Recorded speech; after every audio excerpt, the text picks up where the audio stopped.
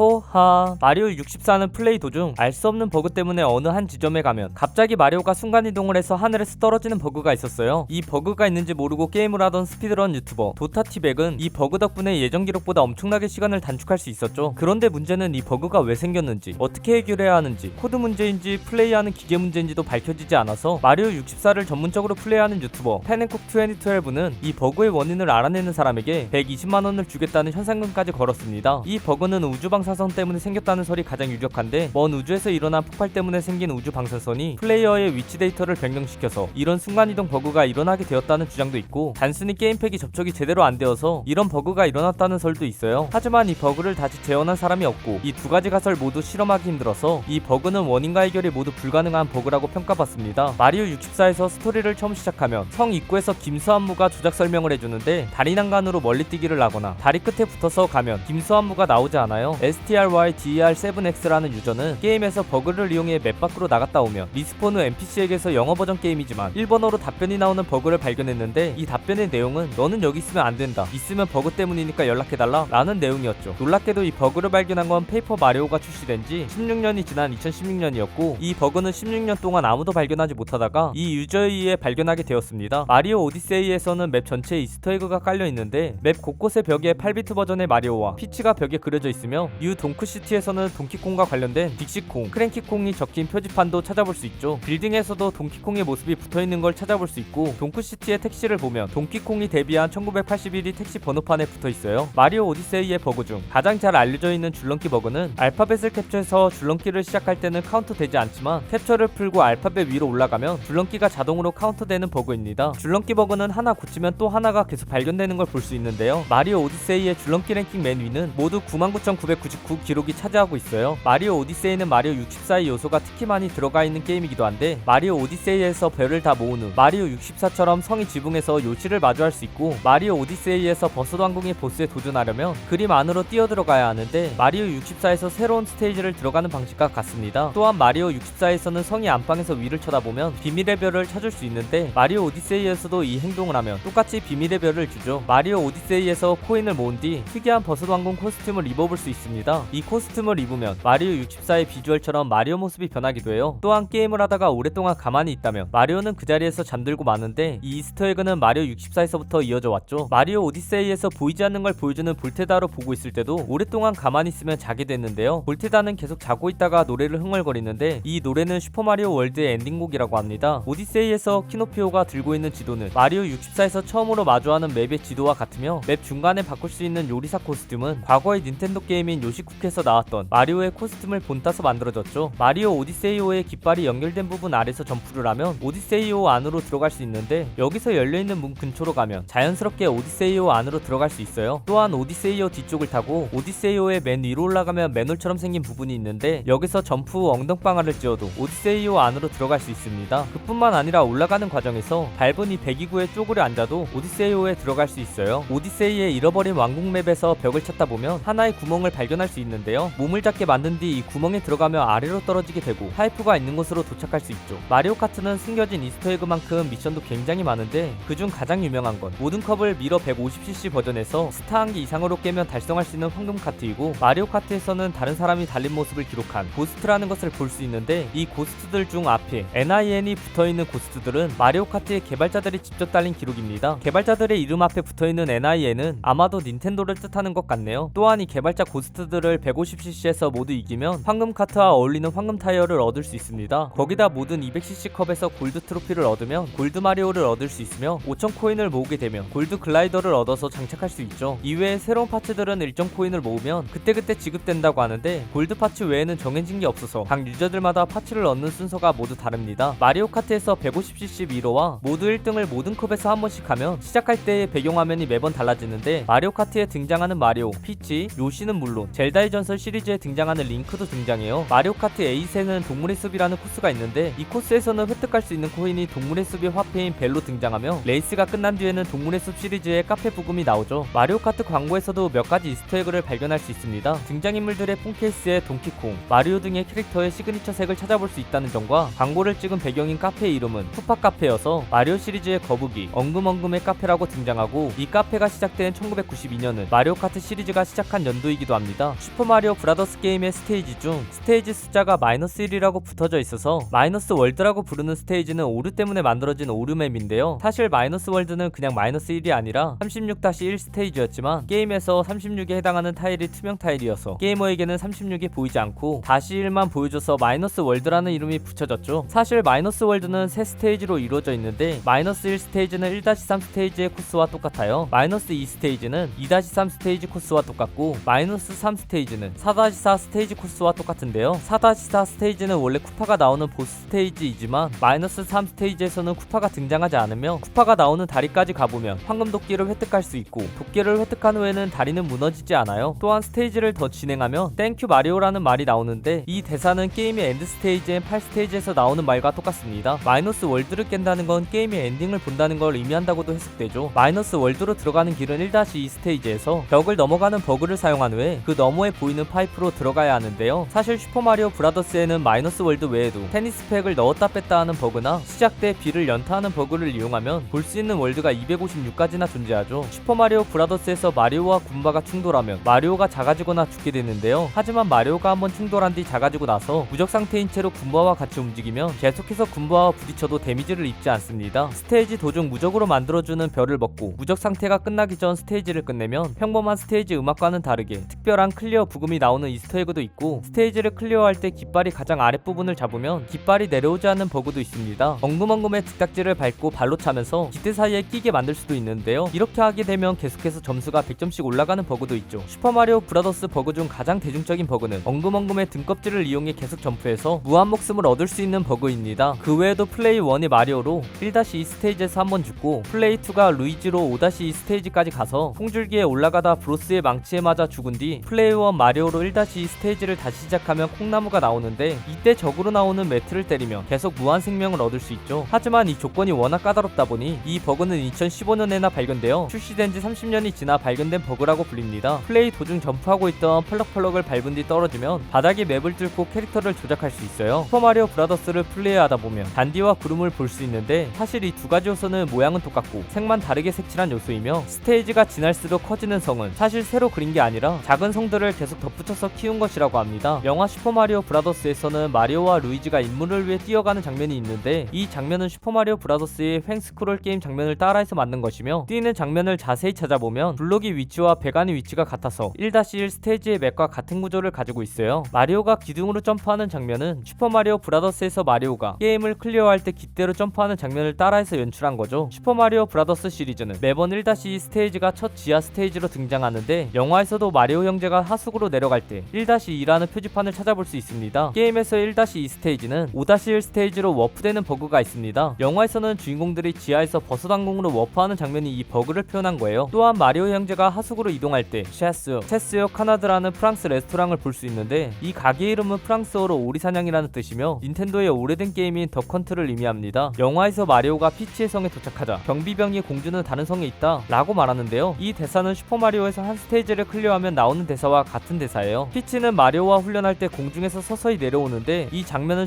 슈퍼마리오2에서 나온 피치의 모습과 똑같죠. 영화에서 피치 공주의 성은 마리오 오디세이에서 등장했던 성을 모티브로 제작되었고 피치와 마리오가 여행을 시작하는 이 필드는 마리오 64의 첫 맵인 배틀필드 맵을 기반으로 구현했습니다. 여행 중에 피치가 꽃을 보여주는데요. 이 꽃은 마리오 시리즈에서 마리오가 붐을 뿜게 해주는 파이어플라워이며 피치와 마리오 일행이 영화에서 지나가는 이곳은 슈퍼마리오 오디세이에 등장하는 모래왕국이고 셋이 노을을 보는 이 장면은 슈퍼마리오 U에 나오는 사탕광산 맵이에요. 영화에서 마리오와 루이지의 배관수리공 광고 영상이 나오는데 이때 사용된 음악은 미국의 슈퍼마리오 쇼의 인트로 음악입니다. 이 광고에서 나온 전화번호의 홈페이지 또한 슈퍼마리오 브로스의 사이트와 전화번호인데요. 마리오와 루이지가 싸움에서 승리한 후 브루클린에서 환영을 받는 장면이 있습니다. 이 환영을 하는 사람들 중 닌텐도의 과거 사장이었던 이와타 사토루를 찾아볼 수 있어요. 마리오 시리즈 게임 중 마리오 카트는 맵의 형태는 다르지만 매번 무지개 로드라는 맵이 등장합니다. 영화에서도 무지개 로드에서 카트를 타는 장면이 등장하는데 영화에서 마리오가 이 트랙을 달리면서 큰 지름길로 달리는 걸로 봐서는 마리오 카트 시리즈 중 마리오 카트 64에 나오는 무지개 로드에서 큰 지름길이 나오는 맵과 같다고 추정됩니다. 마리오와 루이지가 영화에서 대화하는 중 뒤에 한 오락기가 보이는데요. 이 오락기는 마리오 캐릭터가 처음으로 등장한 동키콩 게임이 틀어져 있으며 오락기 상단에는 마리오가 이름이 지어지기 전 이름이었던 점프맨이 적혀있죠. 또한 동키콩 게임을 하고 있던 캐릭터 주세페의 목소리는 어딘가 익숙한데 사실 주세페의 목소리는 슈퍼마리오 원작 게임의 성우인 찰스 마티네이입니다. 피자 피자 가게에서 마리오 형제를 괴롭히는 빌런의 이름은 스파이크인데 이 캐릭터는 레킹 크루에 나오는 스파이크를 그대로 가져온 인물이에요. 거기다 찰스 마티네이는 마리오 형제의 아버지 역할로도 출연해 1인 2역을 모두 소화해냈죠. 마리오가 방에서 하는 게임은 키드 이카로스라는 게임인데 이 게임은 실제 닌텐도가 만든 게임이며 마리오의 방에 액자에 걸린 그림들은 닌텐도 골프, 테니스, 프로레슬링, 쿵푸 등 다양한 닌텐도 작품이 걸려 있습니다. 마리오 형제는 이후 브루클린 벽을 뚫고 들어가게 됩니다. 뚫린 벽의 모습은 도트 형태의 마리오 머리와 똑같이 생겼네요. 루이지가 다크랜드에서 깨어날 때 영화의 부금이 바뀌는 걸 알 수 있는데요. 이때 나오는 부금이 바로 루이지 맨션의 부금입니다. 또한 루이지 맨션 게임에 나왔던 고장난 손전등 아이템도 영화에서 등장했으며 슈퍼마리오 갤럭시에 등장하는 루마리를 쿠파에게 갇힌 뒤 제수로 만나기도 하죠. 마리오가 동키콩과의 전투 중 먹은 파란 버섯은 몸을 작아지게 만들어주는데 이 버섯은 마리오 파티 4에 처음 나왔던 땅콩 버섯입니다. 영화에서 주인공들이 크랭키콩, 동키콩과 나오는 오두막은 동키콩 컨트리에서 나온 집을 모티브로 디자인했다고 해요. 영화 중 피치의 결혼식의 장면을 보게 되면 여기서 쿠파는 흰 턱시도와 모자를 쓰고 나오는데 이 착장은 모두 슈퍼마리오 오디세이에서의 착장과 같습니다. 또한 쿠파가 피치에게 주기 위해 준비한 꽃다발도 마리오 오디세이에서 나온 꽃다발과 똑같죠. 거기다 하객들 중에는 슈퍼마리오 64의 첫 보스인 킹폭탄과 쿠파의 부하인 킹북부도 찾아볼 수 있어요. 결혼식에서 마리오는 쿠파를 물리치는데 이때 쓰는 기술도 슈퍼마리오 64에서 나오는 쿠파의 꼬리를 잡고 회전시켜서 멀리 던지는 기술입니다. 후반부 결혼식에서 피치가 사용하는 건 슈퍼마리오 만화에 나왔던 아이스 플라워이며 마리오는 슈퍼마리오 3에 나왔던 너구리 슈트를 사용하는 걸 볼 수 있습니다. 슈퍼마리오 3에 나왔던 루드위기의 악기도 찾아볼 수 있고 마리오와 루이지가 쿠파를 물리칠 때는 마리오 시리즈에서 캐릭터를 무적 상태로 만들어주는 슈퍼스타를 이용해 쿠파를 물리치는 걸 볼 수 있죠. 구글에서도 마리오 이스터에그를 찾아볼 수 있는데 마리오 브라더스를 검색한 후 등장하는 이 블록을 누르면 실제 게임처럼 박스에서 점수가 나옵니다. 이스터에그는 원래 없었으나 구글이 슈퍼마리오 시리즈의 30주년을 축하하는 차원에서 만들어주었다고 해요. 오늘은 슈퍼마리오 이스터에그에 대한 100가지 TMI를 정리해보았습니다. 재밌게 보셨나요? 혹시 TMI 중간에 잘못된 내용이나 제가 찾지 못한 내용들을 알고 있으시다면 댓글로 남겨주시면 감사하겠습니다. 오늘도 포비 하나로 되시길 바라겠습니다. 그럼 모두 포바.